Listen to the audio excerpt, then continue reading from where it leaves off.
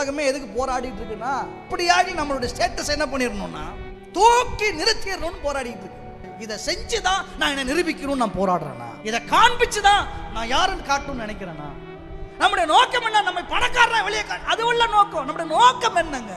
எதுக்காக சபையை உண்டாக்குனாரு?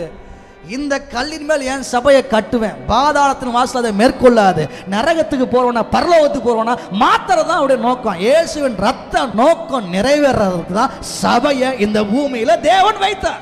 பணக்காரன் ஏழை என்றதுக்கு வித்தியாசத்துக்கு இடம் இல்ல. பரலோகத்துக்கு எல்லா ஆத்மாவும் ஒண்ணுதான், அது எல்லாமே விலையேறப்பட்டது. பட் இன்னைக்கு எங்க சிக்கி இருக்கு சபை? எங்க சிக்கி இருக்கு ஊழியங்கள்? எங்க சிக்கி இருக்கிற விசுவாசியினுடைய வாழ்க்கை? எங்க சிக்கி இருக்கு நம்முடைய மனப்பான்மை? உலக மேன்மையை நோக்கியே நம்முடைய விசுவாசங்கள் திருப்பப்படுகிறது மிகப்பெரிய ஆபத்து. மாறாக தேவனுடைய நோக்கத்திற்காகவே நம்முடைய விசுவாசம் திருப்பப்படுமையானால் நம்முடைய வாழ்க்கை ஒரு வெற்றியுள்ள வாழ்க்கையாக இருக்கும்.